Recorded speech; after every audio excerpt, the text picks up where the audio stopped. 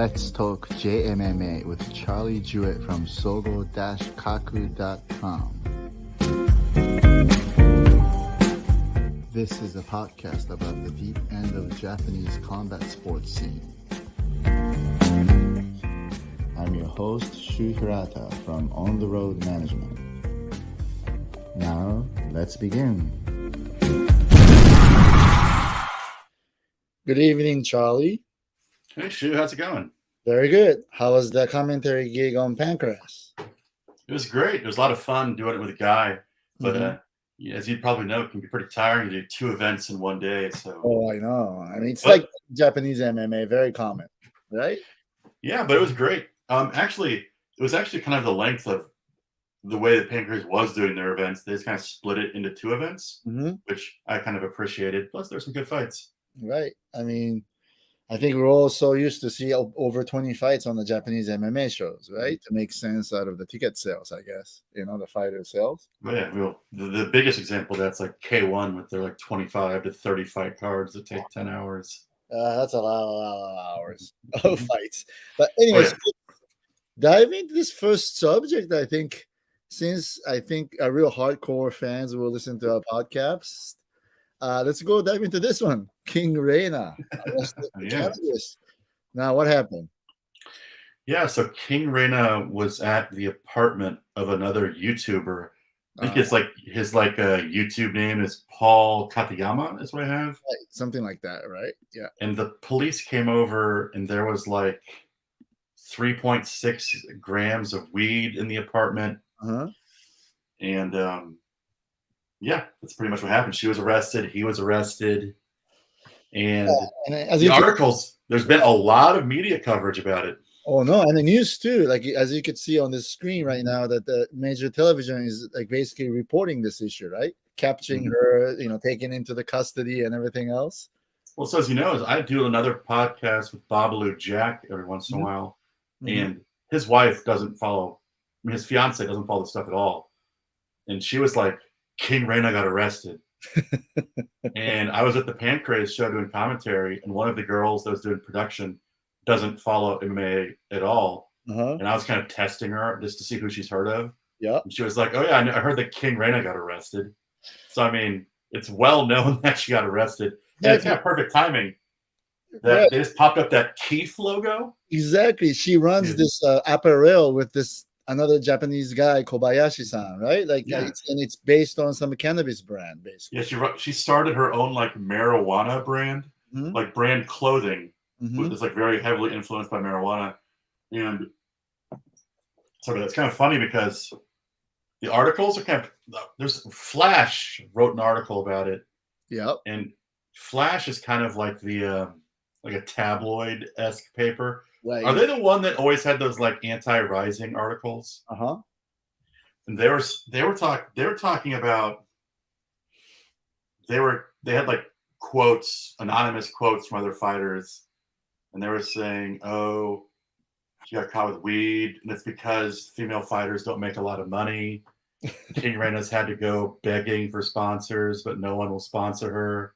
And then they talked about rumors that she's like been doing a bunch of sugar daddy stuff to make money. Some fighter talked about that. And it was a really weird article that talked about, it was kind of like, for some reason, it was trying to somehow connect the fact that female fighters don't make a lot of money with why she had weed.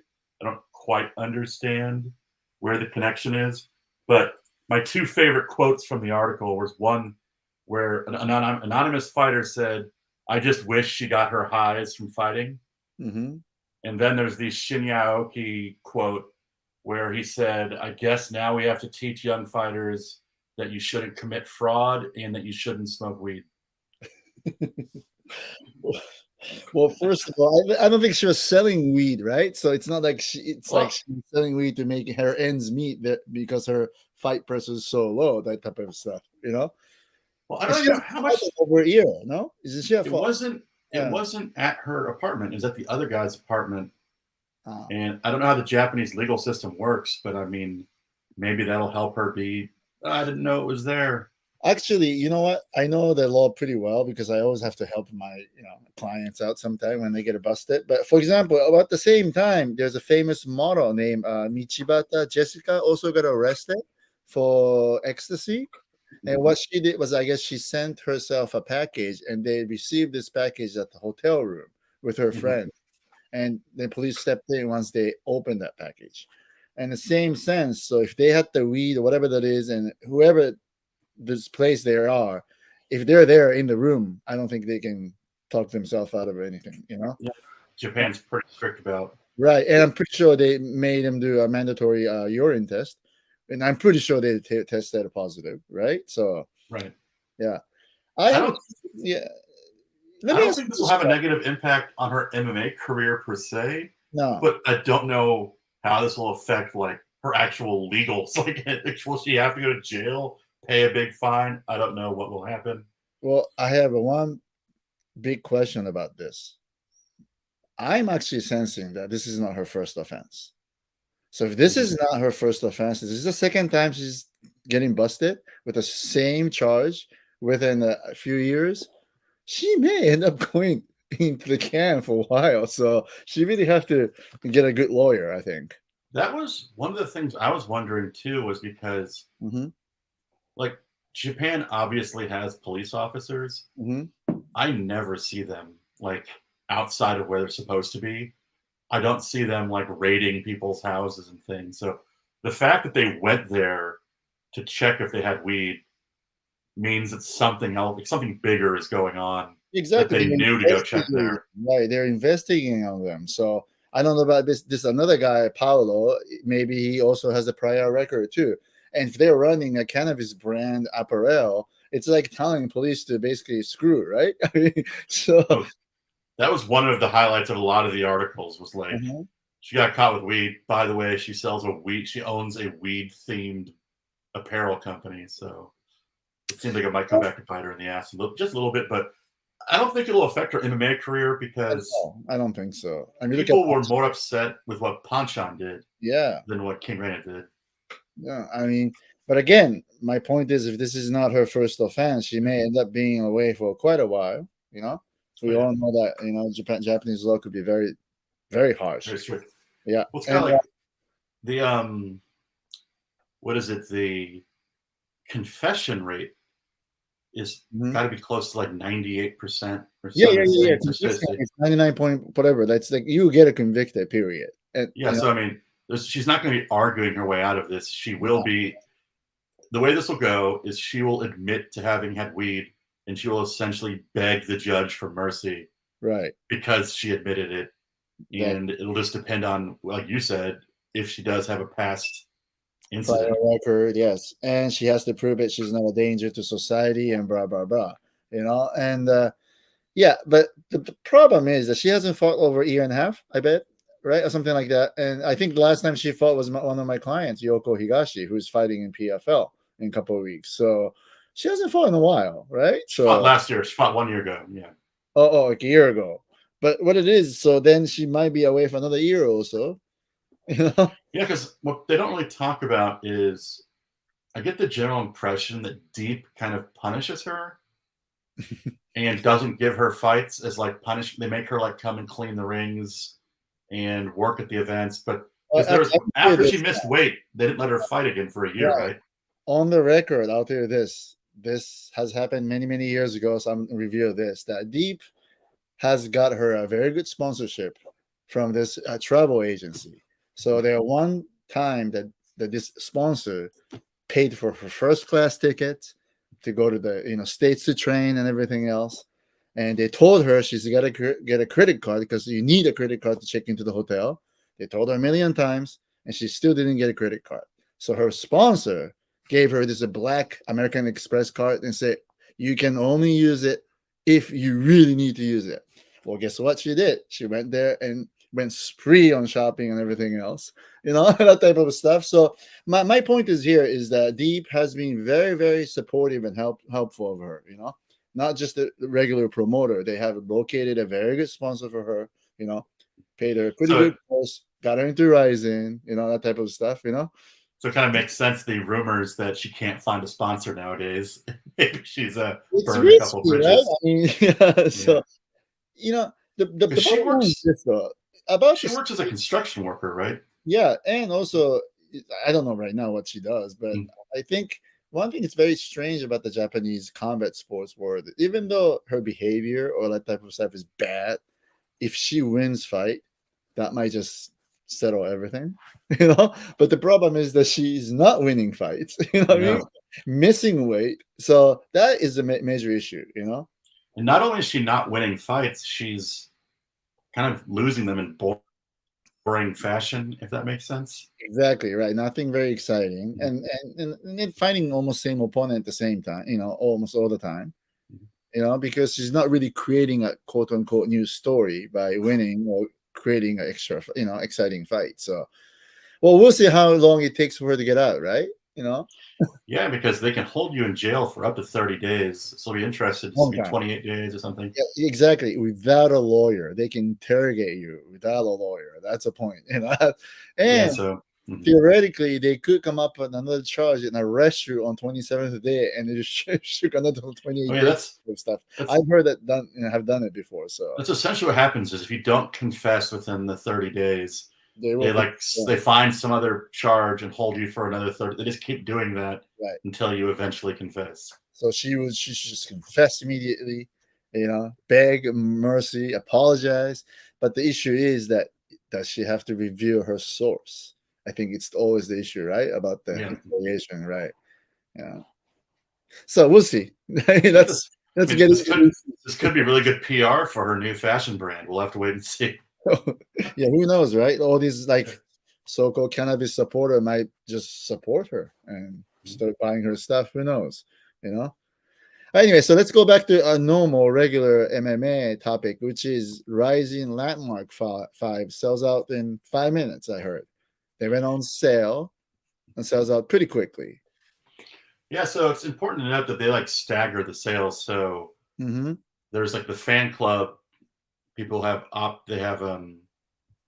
advanced access to the tickets, right? And then the fighters obviously buy blocks of tickets to sell to their own supporters, right? And so by the time it went for sale, this is such a hot event. Yes, that I bet by the time it went for sale, it was already essentially sold out. I bet all the fan club members and the supporters essentially bought everything, and it was just the scraps that were left over essentially. But yeah. It's very, very hard for us to even get tickets to, even though we're willing to pay. So this is a hot tickets in Tokyo right now, and mainly just because of these two guys, right? Mikuru and Moto, basically. 100%. Asakura and Ren are carrying this card. There's a lot of really good fights on this card, but they are they're the reasons this thing sold out. Right. And for those fans outside of Japan, for those who doesn't know about Mikuru, that he has a new show he has started last year called Breaking Down, right? It's about a minute fight between the amateurs who just wants to make it by try to do little MMA like fights for 1 minute, and it's about how they appeal themselves in the auditions. So they get into brawls and get into very weird things on presentations on auditions, and that actually is a mega hit content in Japan now, right? It's huge. He was on Fuji TV last week. They had him on a show, and he was not labeled as a rising fighter. He was labeled as the CEO of Breaking Down. Right. So I mean, it is huge. It's hard to put into words how big it is. It's so funny. It is, right? That's what that for those people who lives in Japan who watches combat sports tells me that it's huge, right? But now, since they're not really on the regular television, if you ask anybody who's really older who doesn't really watch sports or anything, that none of them know anything about it. So I think time has changed, because back then in Japan, if you're on Fuji television, if you're on TBS, everybody knows. But now I think viewers choose what they want to watch.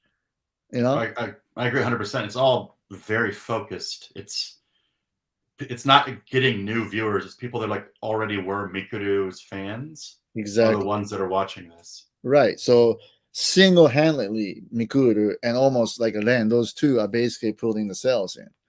So, I think it's very, very different era in a sense, because I realized that ever since RIZIN lost Fuji Television, they're probably doing better in terms of revenues coming from streaming and television deals. You know what I mean? They don't have a television deal, but streaming deals. Because right now, Japanese national television cannot afford to pay that much high licensing fee, so they end up making way more on the pay-per-views.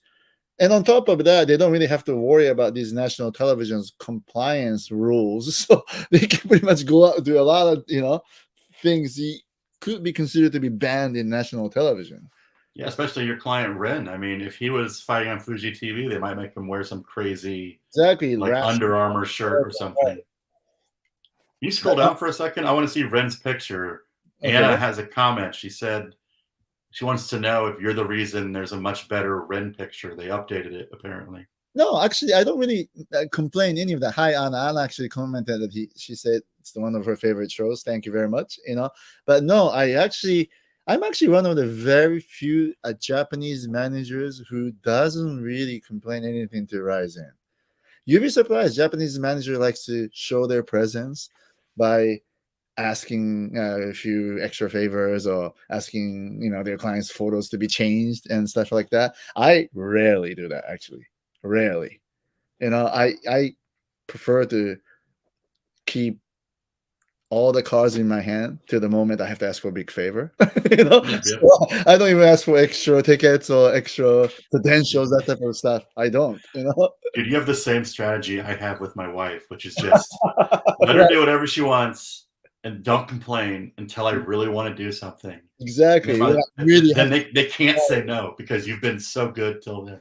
Exactly right. So no, I don't, and I think they did it. Maybe Ren said it, because also I have to mention this, that many Japanese managers prohibits their clients / fighters to go and visit RIZIN office on their own and talk to them without having a manager on the side. I don't do that because all my clients understand my roles, so they could go and meet the Sakakibara, go karaoke together, whatever. When they get into the conversation about contract or money, they know, oh, you got to talk to Shu. That's all they have to say, and all my guys understands that. So I never demand to go into the meeting with my clients. I don't do that too. So is this kind of like unique to the Japanese market, or very managers in general?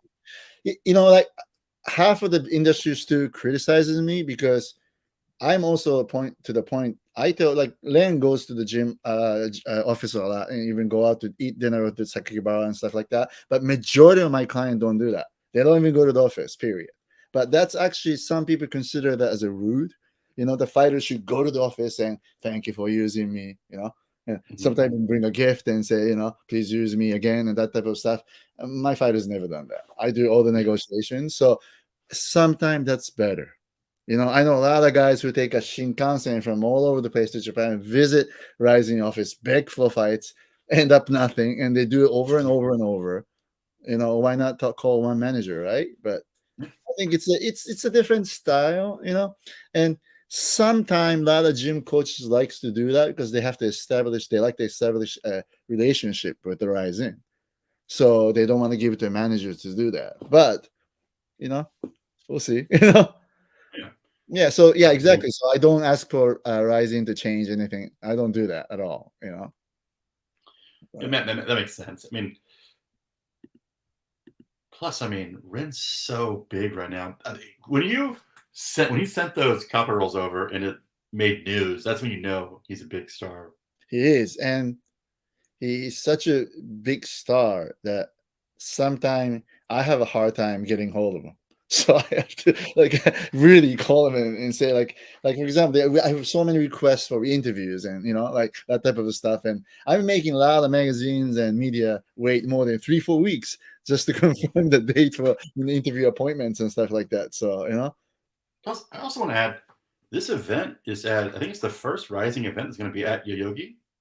I think so. Yoyogi and Yoyogi, yeah. First, so for those that don't know, this is like the heart of Tokyo. It's get off at Harajuku Station, right by Meiji Shrine. I think that stadium was built for a previous Olympics. Yes, Tokyo Olympics back in 1960 or whatever. That is a beautiful design, right? Yeah, so it's gonna be an awesome show. I'm excited to see what an MMA event looks like from that venue. It's gonna be a cool venue. When's the last time? Maybe Sengoku did the show there a long time ago. I think you're right, because I think Bablo Jack was telling me that. Right. I think And I was there too. So it's a really cool venue, and I think there's something special about it because Saitama's cool, but that's like so kind of far out of the way. Mhm. I think it's kind of cool that Rising's now doing a show in the heart of Tokyo with right these there. two young stars. Shinjuku, right? It's right there. So Yeah, yeah, so it's exciting, and obviously I'm gonna get into it. And they're gonna do Rising 41, Osaka, right? 42, Ariake, and I'll tell you right now, they will go and do another show in June. I mean, they're really. is it gonna be a numbered show, or do you think it's gonna be like one of the landmark or trigger shows? I can't really review it, but I think there's gonna be a title fight there. Oh, okay. So you can kind of guess. Yeah, Yeah, and they're gonna go penetrate into this new prefecture. I don't think no other big Japanese promotion held a show there. So that's a big hint. You know, so we're so all looking for a Rising Hokkaido show coming. or something like that, or Kyushu, or whatever, or Mhm. like I don't know, Shikoku, or whatever, right? Somewhere that they have never done. Yeah, You know? that'd be cool. Yeah. So, but no, the point is like Rising is doing very well, and I think they're creating very good revenues from pay-per-views from different platforms.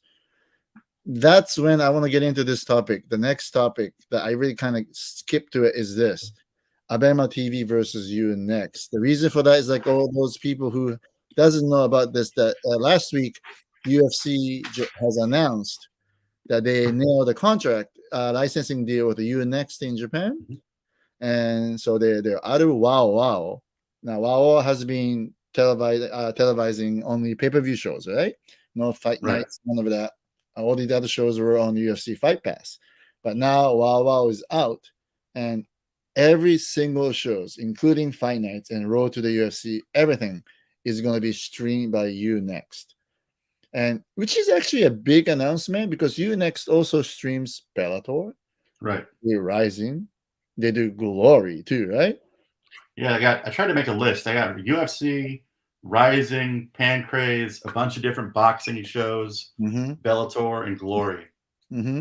I mean, to a couple months ago, I would say to a couple weeks ago, the powerhouse in terms of a combat sports in Japan's streaming service has been Abema TV because they had the K1 one and they had the UFC a little while, they have the Pancras and they do, of course, Rising and they did the match, blah, blah, blah. Now, all of a sudden, you next because of the, UFC and Bellator, they became another powerhouse.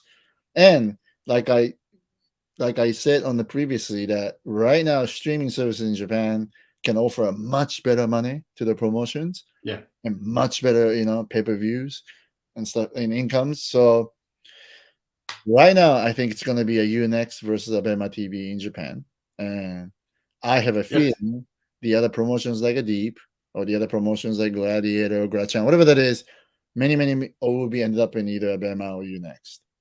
Which And is interesting you bring that up because I have heard rumors that both Pancrase and Deep mhm, are negotiating streaming deals yeah, because they're both doing the YouTube thing. They're both available on Unext, I think. I mean, they're both available on like a bunch of different streaming services, but I think they're all trying to negotiate kind of exclusive streaming deal. let me ask you this: does it have to be exclusive? Because it seems like No, you can watch Rising on either Unext or Abema or whatever the Rising 100 Club. I no, mean, because I think Pancrase is on both. Pancrase is on Unext. It's on YouTube. It's on Abema. right. It's on everything essentially. And like I'll be honest with you that I have been only watching MMA in America, in all over the world. What I tried to say was that I don't really follow any of the sports. For the first time in like last decade, I watched the World Baseball Classic, and I tried to figure out what's the cheapest way to watch it, and I ended up like do the tryout for Fubo TV. Then I realized same thing as America. You can watch PFL on Fubo, PFL on Hulu. You know what I mean? Like UFC on ESPN, UFC on Hulu, whatever that is. So there's so many different platforms you can watch. Well, especially if you have a VPN, you can really bounce around and pick which platform you want. Charlie here right now, Abema or Unext or whatever those guys do very well in blocking VPN. It's almost impossible to No. yeah. No. Now, and I gotta tell you, the Amazon Prime is also in play, right? Because they do one championship and they And do boxing. You got the boxing, right? Naoki Inoue. Naoki, Inoue, and Tenshin probably end up in Abema. So now we're talking about not only Abema TV, we're talking Abema, you next, and what is it? I was just thinking, Amazon Prime. Yeah. Right. Amazon Prime's kind of sneakily entering there too, because they're doing one championship in the US. Exactly. So yeah. Which means almost all these three big platforms are going to end up like streaming everything, right? Pretty much. So then what else would be the driving reason for you or I to be a subscriber of those channels, which is probably how good his other contents are, right? And by looking at it, Amazon, you get a free delivery and stuff like that. But in terms of the contents, Abema just announced a content sharing deal with Netflix. So yeah, they did. So I think you can watch HBO and Showtime TV drama. I mean, Unext is like if there's a good HBO show, it is on Unext. And so is Showtime, so is the other TV series. So from a guy who sits in America, I mean, it's just unbelievable. You don't have to, have a contract with 3 different subscribers to watch those series. So, but anyway, to go back to the point is, I think from now on, viewers will choose platform to watch MMA, right? So I think even Deep or Pancras or Shoot or everything, I think they're going to end up being on all the platforms. Yeah. Yeah. Well, that'll be cool if that happens. And I'm glad that you mentioned Abema, because that kind of transitions into our next topic. TAKERU is having a press conference on Abema tomorrow. Exactly. Emergency press conference. Yeah, which means something has sealed, right? I mean, well, I think I know why it's an emergency press conference. Do you know who Lola is?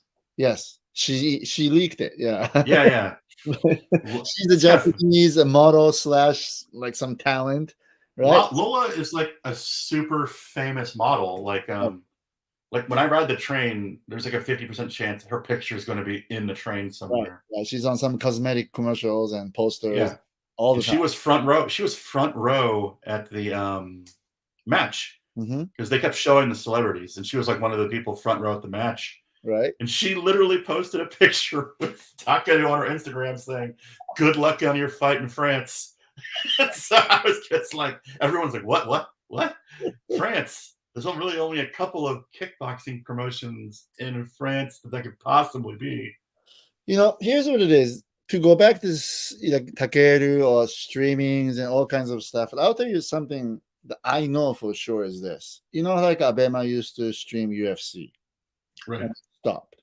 The major reason why is because of the time difference. They really couldn't record too many viewers. And partly because it's not many Japanese fighters are fighting. And so who will get up like 4 a.m. and watch somebody you don't even know, right? So, for example, even top UFC fighters' fights were recording much less viewership than, let's say, Imanari fighting in one championship type of stuff. You know what I mean? So now you're next to stepping into this big challenge of streaming every single UFC event. And how many of these events with no Japanese?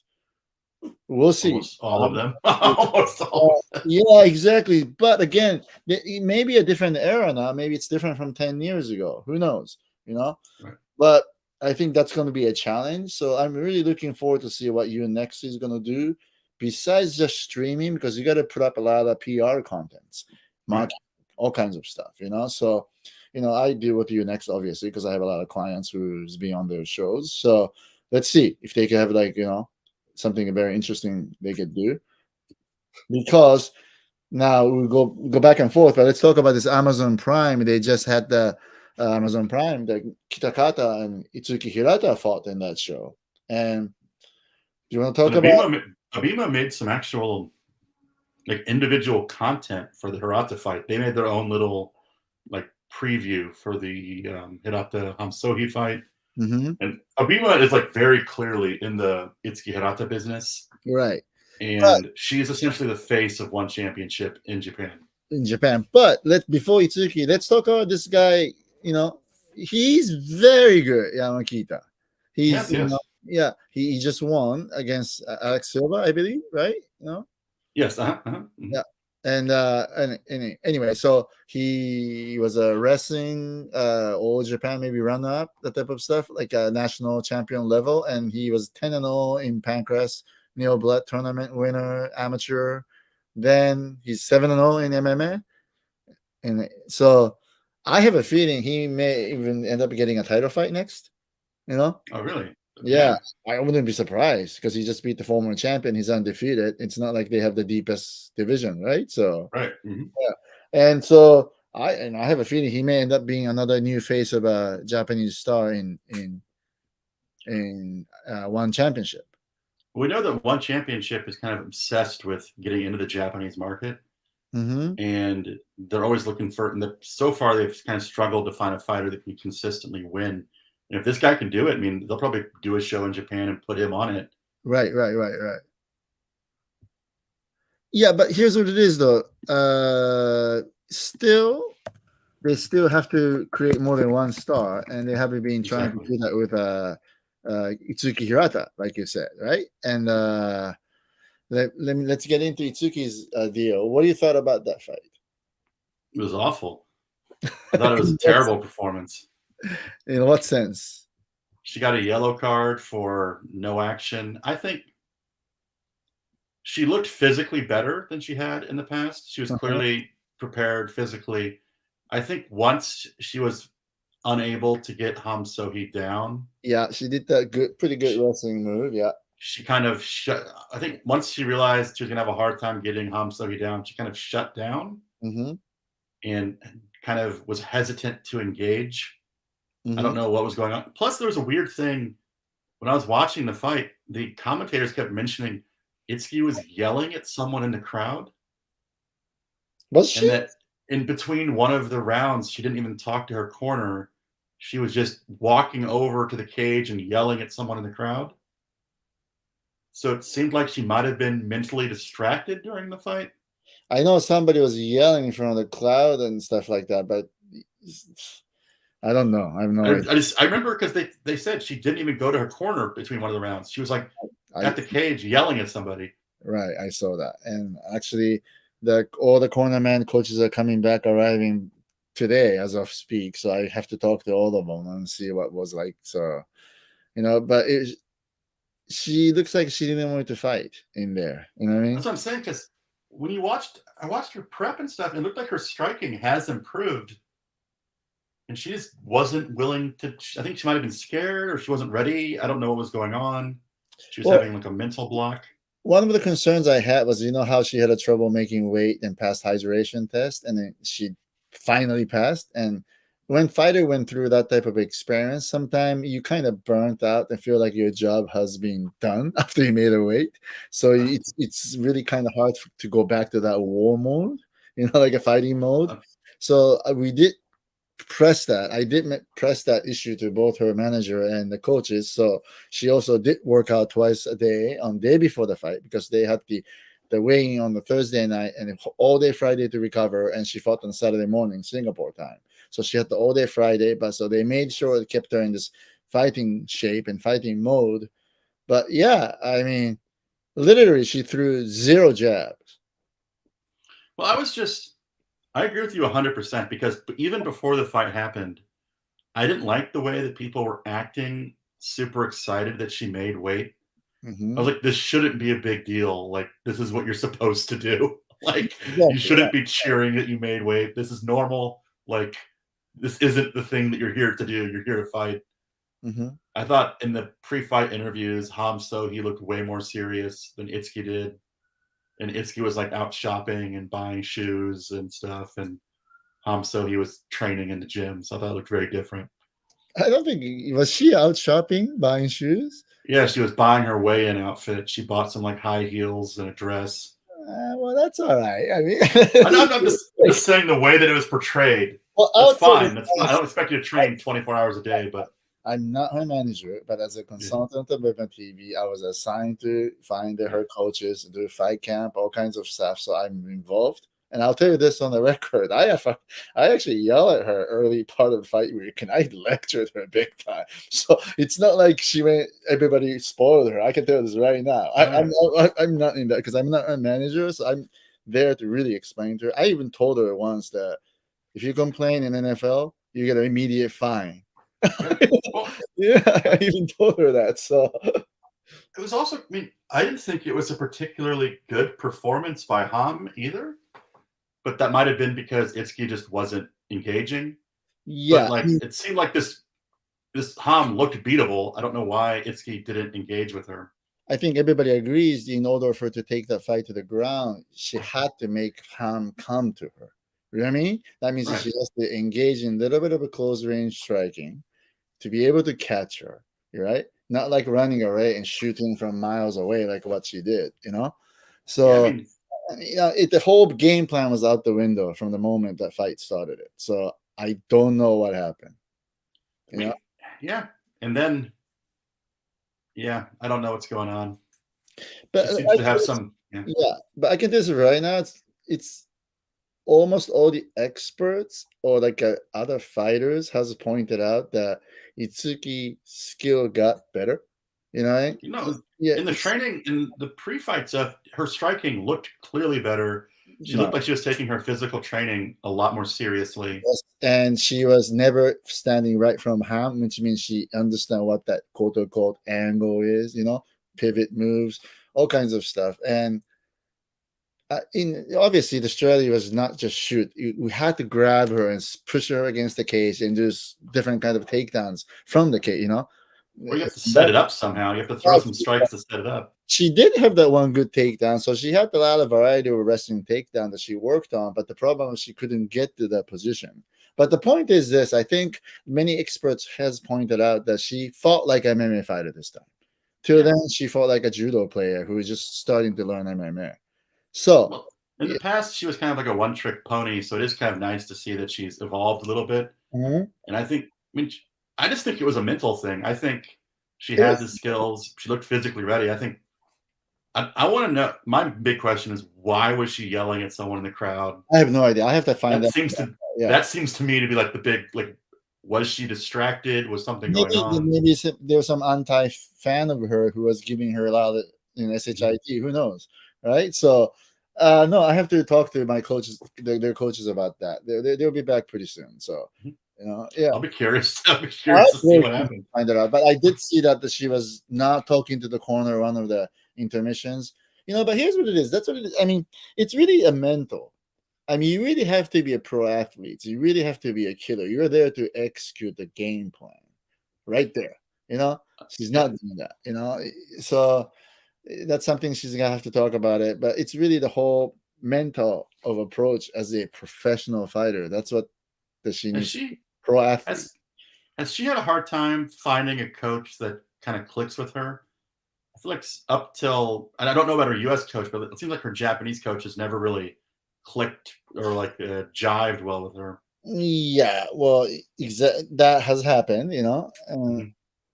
It's difficult to find the coaches that will perfectly fits to what you're looking for. But Mhm. at the same time, here's a fighter who really, it's not a veteran here. Right. Right. She's not like she has vast experience in MMA. So I mean, this is when like I'm 55 years old, and I'm talking about this younger generations, Yeah. the young 20s. They don't like to go through a hardship for like a certain period of time to find out, see what's going to happen to themselves. You know what I mean? Like they like to give up and they like to go look for something that it fit to them immediately. They always say like, "Oh, I feel like I can do something better," and I feel like I'm wasting time with this coach. That type of stuff. Yeah.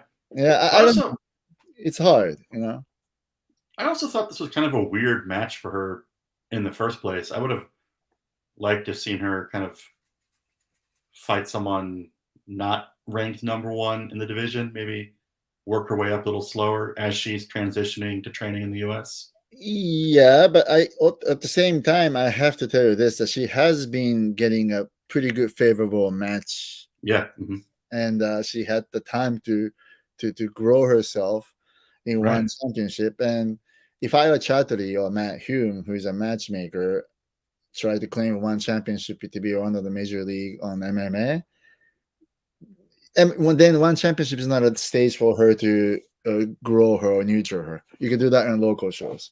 This is the top shows, so she's gonna have to fight the top. It is kind of crazy that she's fought her entire professional career at one championship. Oh, yeah, exactly. So we already. I mean, if I were Charlie, I would feel like I already gave her a time to really grow, you know. And it's so she has to fight some top like ranked fighter, and that's what happened, you know. But the bottom line is that she's ranked second. So she lost to a second ranked fighter. That's way better than losing to non-ranked, non-unknown fighter. Looks like Ham is going to get the winner of Stomp and Elise for an interim title shot. So. Exactly. So she will be in the conversations of so-called title mix. Although I don't think she deserves to get a title shot. Not yet. She still have to go back and win 2-3 times. But yeah, I mean, who was her cornerman for this fight? Nestor, which is the Muay Thai coach, and also Connie Sela, which is a wrestling coach for MMA, and also Mariah, her wrestling training partner.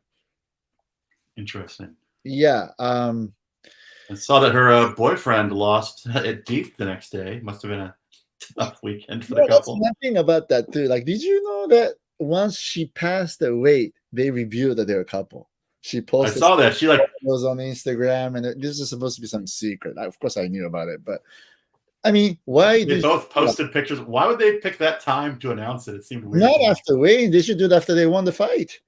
And they both lost. Part of me like, is this playing a factor? Like, what's going on? Obviously, I had a talk with Jinosuke. I mean, he's my client. So I asked the same question. In my generation, we will not do that until the fight's over.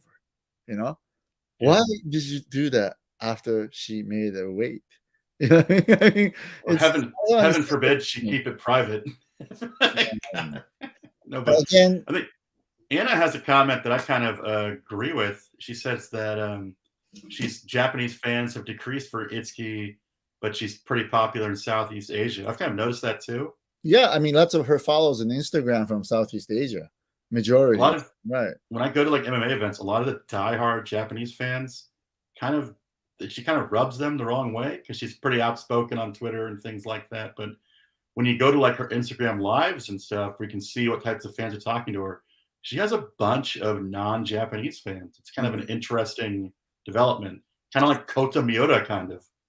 All right, let me tell you this is one good example. Right after this fight was over, she lost. What she did? She posted herself selfie on Instagram. Now partying with her dad and a friend. Right? Partying, but at least she's dressed up, whatever, right? But she said, she'll try again hard, whatever. She wants to spend time with the family, whatever. It's fine. But the point is, majority of a Japanese fan thought it was inappropriate because she lost the fight. So what the hell is she doing? But majority Japanese fans, they want you to like have like the bowing in a picture, like almost like regrettably I lost. I'll come back even stronger and go to the mountain and be in the cold like a waterfall kind of stuff. But like the Minowa man, climb Mount Fuji and shave your head. So, but majority of non-Japanese fans are like, oh, good luck, train hard for the next time, blah, blah, blah, keep your heads up and blah, blah, blah. So it's a different culture. Yeah, that's why I'm happy she's in New York. She probably fits in better over there than she would in Japan. And also the point is that she has missed the weight more than a few times, so it's not like she was the model fighter, So from Japanese fans' point of view, they feel that way. Since she's a public figure, you should try to be like a good example, role model for the young. But again, that's too much burden on her shoulder, I think. Yep, but I still think I'm just going to say it again. I think her biggest issue is a mental issue. She's physically gifted. She's shown that she has strong power in her punches, and she can potentially knock people out. I mean, her striking's gotten a lot better. And I just will never forget that video of Aoki just like ripping into her for not having the right mindset. And I think that might still be the problem. I did not listen to what Aoki said, but I did hear from other people as of what Aoki said. And I think he's right on the money. Yeah, I really think so, and I have to have a long talk with her about that, and her manager and everybody else. But yes, she's physically talented, but I have seen so many athletes who's physically talented who just doesn't have what's up there. Sometimes discipline you needed it. Sometimes the mind. I just don't like when she said some comment. She was like, "Oh, but I want to be like a girl too or something. I'm like, now is not the time. Like your prime is such a short window for like if you want to be an MMA fighter, go all in for just a couple of years. I think one way to look at Itsuki is this: like a lot of people, like I'm going to defend her here. That a lot of Japanese fans are a little too harsh on her and saying like you have to be like an athlete, your pro athlete should be like this, should be like that. But you mentioned the one thing: her entire career started from one championship, Right. meaning she started her career there on a big stage, and that's very rare, right, for some fighters. Hmm. When you're a young fighter, you go through small shows and you have a time to think, see if you're gonna go into this career or not, right? She Right. didn't have that opportunity. So once she realized she's already in this career, she's in this big promotions, I think she's not even sure if she likes MMA. You know what I So mean? Yeah. I'm going to do a counter argument. Okay. Do you think? Do you think because she's only fought in a big promotion like one championship, she doesn't realize what will happen if she has to go back and fight for a promotion like Deep or Shuto? You not go back and fight for small promotion like Deep. You She think she'd might just have to retire? retire. Yeah. Yeah, yeah. You know what I mean? Like I think that's what it is. She's almost like let's say I don't know if she's like a Britney Spears, but who didn't want to be Britney Spears. You know what I mean? Like it just happened to be like there. Oh, okay, I'm already in the spotlight. Oh my god, what am I doing here? But Well, that's true. That's sad, but I feel like she wants to be an MMA fighter. She seems to enjoy I the, think yeah. she wants to be and she enjoys it, but I don't know she has loved that sports that much. Mhm. You know what I mean? Like what Aoki, I'm pretty sure he loves MMA, and lots Oh of yeah. guys who, I mean, lots of athletes I know, they can do nothing only but MMA. You know what I mean? So I have a question. So you kind of mentioned like Miki Matono before she did the Abema series Mhm. was like, yeah, MMA is kind of this fun thing I do. It helps pay the bills. Right. You think Itsuki kind of has a similar approach to that, where it's like, this is Maybe fun to in the do? beginning it was like that. Maybe even in the beginning because his older brother was doing it. Who knows? Right? Mm-hmm. Like Mizuki's case, she went to see a younger brother doing karate lessons, so she wanted to try it, kind of thing. This is almost like same. I wouldn't say the same thing, but then she realized that just because she has a talent and she did fairly well, that before she even realized she's in the big stage. You know what I mean? Like now maybe she's surprised. You That's know, true. it's really, I mean, when you really think about it, right? Because she didn't have that time to think about her career. Well, she essentially won a reality show and Yeah, got in a on way, one right. But championship. you gotta understand, let's say if you're like American Idol kind of thing, you want to be a singer, that's why you're in that show. In her Right. case, maybe it was a little different. She just wanted to try out and see if she has the talent. Yeah. And she has the talent, and next thing you know, that she was in the spotlight already. When she should have had maybe 2, 3 fights in a little gym kind of stuff, Mhm. small venues. True. But She didn't have that experience. So it's in a way she's the first case in the Japanese MMA who is treated that way. I mean, she definitely got launched, and it's easy to forget how young she is, how Exactly. few fights she's had. Right. I think people, I think a lot of the criticism might come because people want to like her, Mm. and I think they want her to do better. I guess, but Well, I mean, but at the end of the day, even though her managers or sponsors or people around her or coaches or people like me yells at her or talk to her nicely, whatever that is, she has to change. She has to yeah, realize. So that's the hurdle that she's gonna have to her overcome. brother. I think her brother has a fight at that Pancrase show at the end of April, right? Exactly, right. Mhm. Well, I mean, here's what it is. I'm gonna talk about her brother too, which is applies to almost all young Japanese fighters.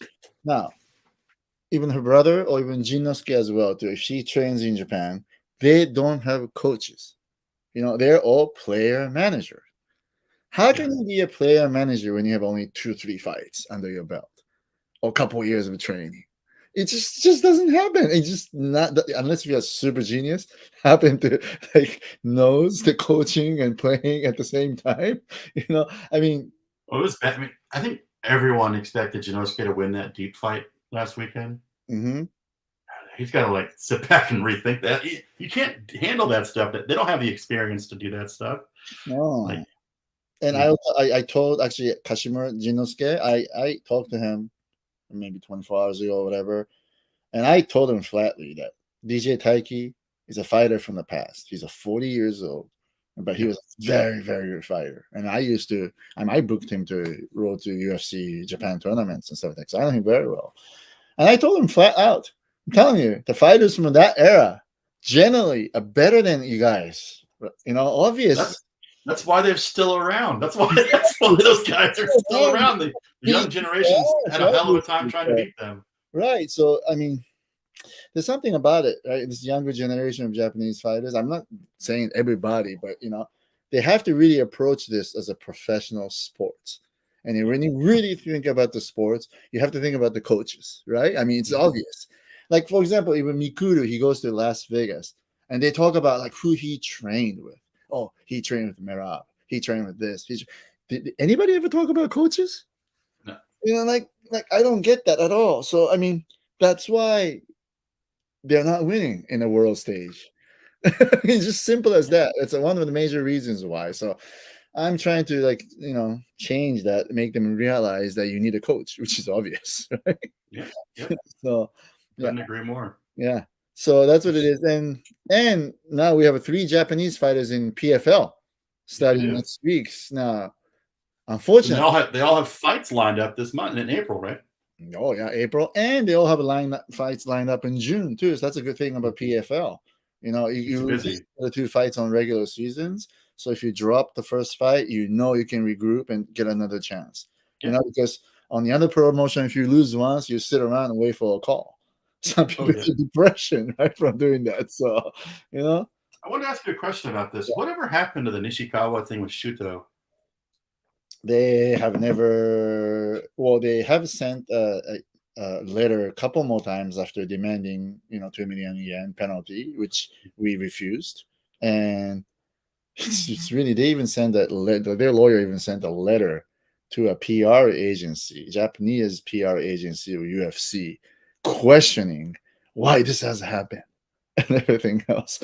So that PR company called me and said, "I'm going to ignore this email." So I'm like, "Yeah, go ahead, ignore it." So nothing. It blocked him from going into the UFC, so he went to PFL, and now I'm just confused by the whole thing. Like, is Shuto's... Their reason was that they think, or they claim he's under contract. So 4-month actually exclusive negotiation period. So from their point of view, he's not allowed to talk to anybody till January 19th of this year. Now he's fighting in April. They're not gonna have any case, Yeah. So I mean, they really don't have any case from the beginning, but that's okay. But the point is, so I think it's done. There's not much they could do, but they have under several letters still demanding 2 million yen penalty. This isn't meant as a criticism towards the PFL. It just seems like they massively screwed over his UFC opportunity. Right? Yeah. What's so funny is this? Like, even some Japanese coaches thinks only about the UFC. So I'm not gonna name names. There's some coaches out there telling other fighters and coaches, like, if you want to go UFC, I can introduce you managers in America, and he can also Wild Usami. Like that. Or he can also, the manager could also go to another promotion's fight as your attendant person, meaning they go there. If you pay them, they'll go there and they translate the stuff for you and blah blah blah blah blah. So they don't really get the concept of a management, because you're managing fighters. You have to think about all the promotions as an option, right? And think about career management. But they only think about the UFC. Everything else is like, oh, you have to pay. They'll come with the translator kind of stuff. So they're not really. I don't think some coaches understands the business. You know what I mean? So it's very weird. But anyway, so to go back to Japanese in PFL, PFL is streamed by DAZN in Japan. Right. Mm-hmm. Now, tell me, is there any PR or marketing going on by DAZN? I haven't noticed any, no. Yeah, I mean, it's same as here. I mean, almost DAZN doesn't do any marketing or PR on almost anywhere. Is that how it works? I mean, the only marketing, let me see, I see a bunch of Abema and Amazon Prime do a lot of marketing on YouTube. Mm-hmm. I'm starting to see a bunch of commercials for the Tenshin Nasukawa boxing match. Right. So I've never seen a PFL commercial ever. Right, and a lot of fans that don't even know that it's streamed in Japan, that you can watch their fights in Japan. So I mean, it's too bad. They should do a little bit more marketing, So I mean, PFL is one of the major shows in Japan, and it's come on, if you win 4 fights in a row, you may make more than $1 million. I mean, What's the zone? Is the zone's big? They have soccer. What's their big? What's their big sport that they stream? I think in America they're marketing as a boxing as a big sport, because since soccer is not a huge thing. But I don't know. I never really had DAZN except when they had the Bellator, and now they're on Showtime. So I really don't watch DAZN at all. So I have no idea what's going on.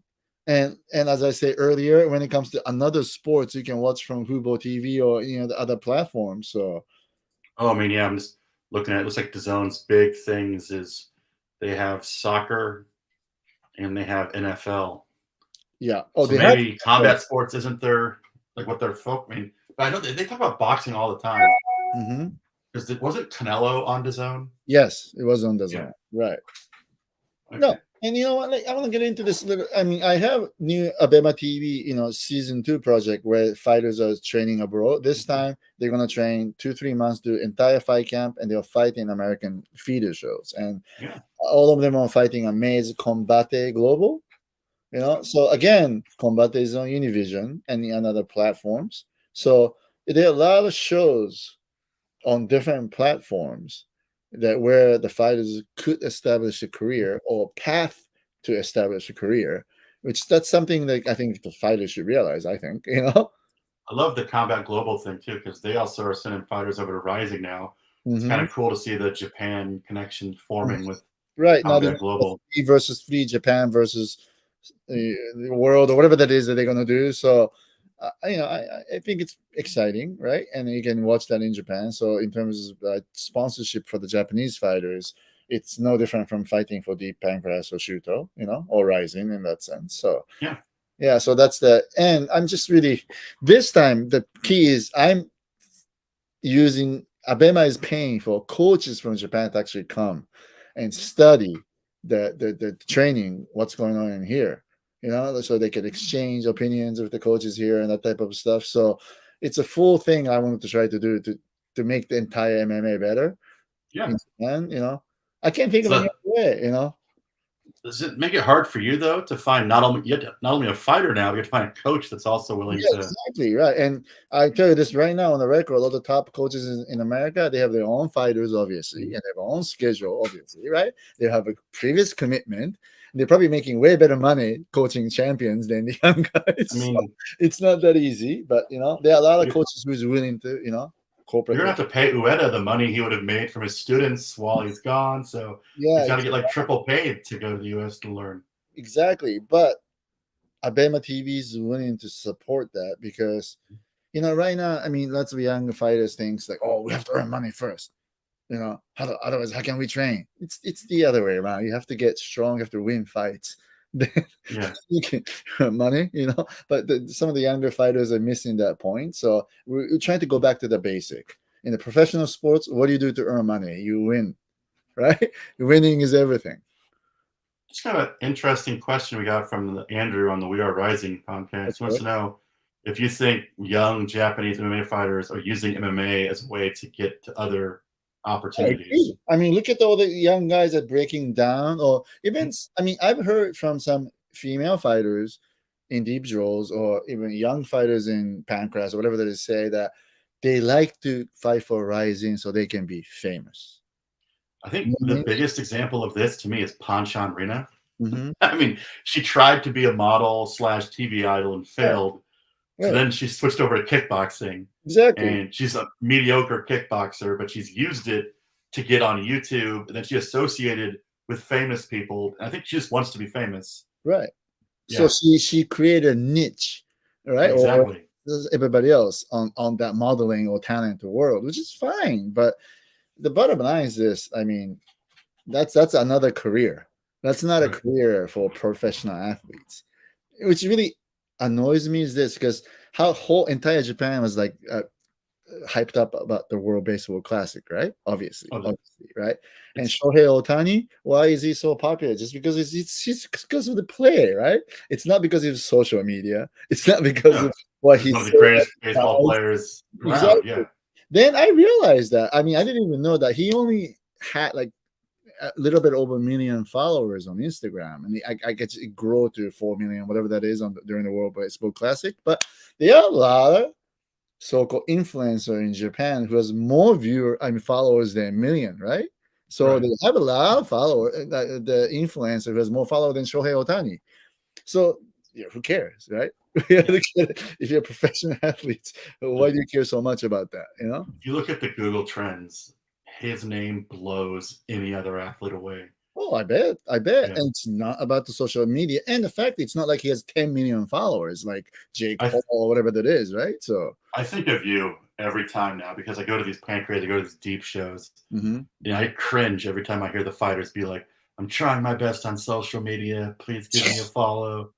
I'm like, that shouldn't be what you're saying in your post-fight speech. You should go back to the drawing board and talk to the coaches of what you need to improve all kinds of stuff. That's more important for professional athletes. I feel like I may be old school, but I feel like the post-fight speech is where you're like, I want to fight this guy. Exactly. That's better.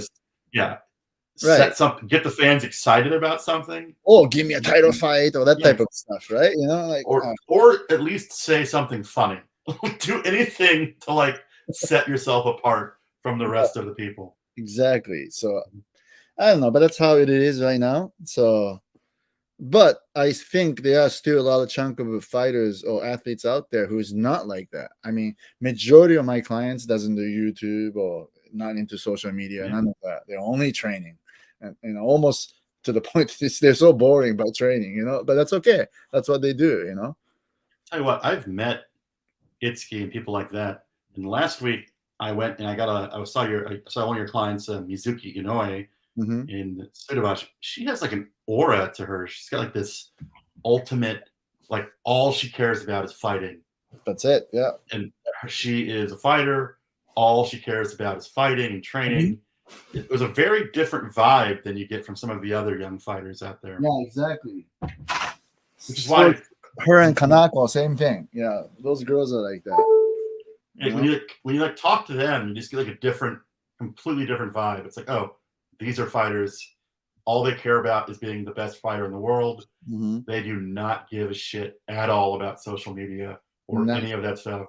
They don't care about being famous. They don't care about any of that stuff. They just want to be the best fighters that they can be. I mean, Kyoji Horiguchi was like that. He still is like that in a way, right? I mean, I don't know why other fighters doesn't realize that. It's because the squeaky wheel gets the grease. They see the couple loud fighters that are successful on social media, and people like Mizuki, Naoki, and Horiguchi, unfortunately, don't talk about the fact they don't use social media, so they don't get a lot of attention for it. Right. That's why I feel like we need somebody else to showcase what's interesting about them. That's why Abema TV can do that, and Naoki and Mizuki sometimes do collaboration with another people, and YouTube has nothing to do with the fighters. I was laughing. I was talking to a UFC employee, and they were telling me that now that UFC is moving to Unext, they're going to be making some like Japan-specific content to help promote the events. And I was like, oh, does this mean we're getting the Mizuki Kanako buddy cop training show that everybody wants? Just a reality show? Because they trained in Thailand, they've trained in New York. I would just like a show that followed them around and showed where they've been training. But I don't think they have a budget for that, do they? It's hilarious because they're always together. Yeah, they are. I feel like they're attached at the hip. Yeah, I'll tell you this on the record. They're not a couple or anything. Nothing like that. I can tell you much more innocent. I think they just both are so obsessed with MMA. They are. They're a perfect training partner because they each possess something they both lacks. That's true. You got like the world-class wrestler against probably the best striker in Japanese MMA. Yeah, like Mizuki teaches her striking and Kanako teaches her wrestling. It's like perfect, right? Oh, man, that's crazy. Yeah. But yeah, see, but I would, because you need the people like Itsuki because they have such like an interesting personality. But I think Mizuki and Kanako are also equally interesting in a very different way. Exactly right. I'm telling Mizuki Kanako, they're just hardcore. they were like complaining about having to go buy food in Thailand, and they couldn't tell if the food was like rotten or not. They talk about how hard it was to like buy food in Thailand and stuff. But yeah, I mean, I want to see a show like that too, because I think UFC used to have a show where it's just Kira Gacy going around and training. I'm like, yeah, Exactly. So, I mean, that's what they should do. I mean, Abema once had the show with Kenji Osawa visiting different gyms. You know, right.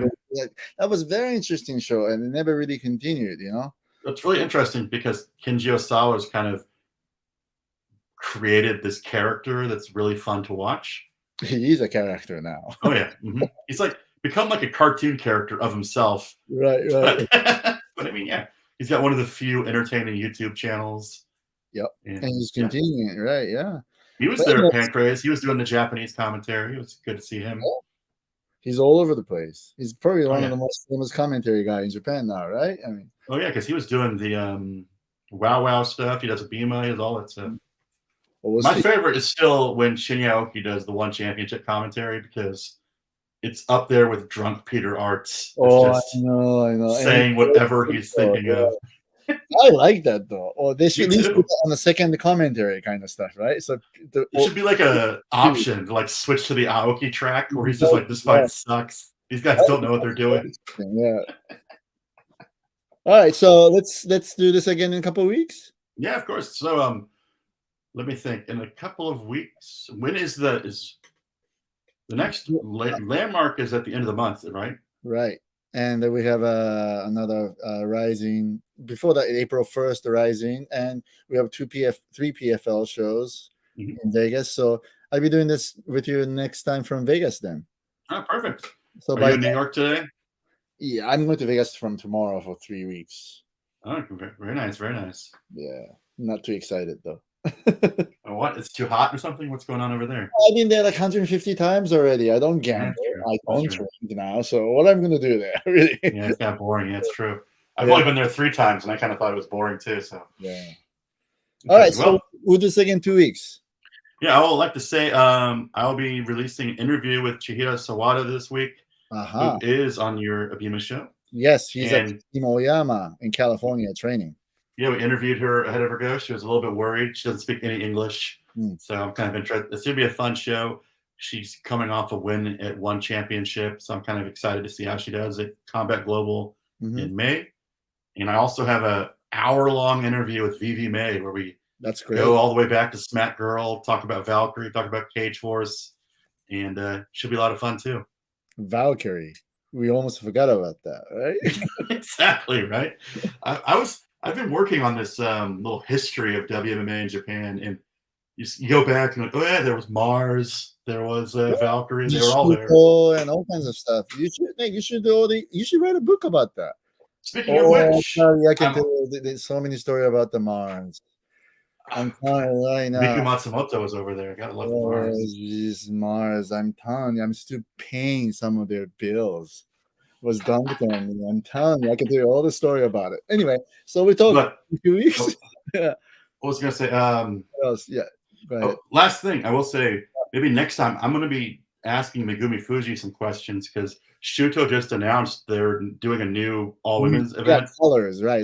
Colors, and they actually got a bunch of fighters in it, including Chihiro Sawada, who's probably expected to defend her atomweight title there later this year. And so probably going to talk about that on our next show. Yeah, let's do that. Perfect. All right, so let's see you in 2 weeks. Yep. See you in 2 weeks. Bye-bye.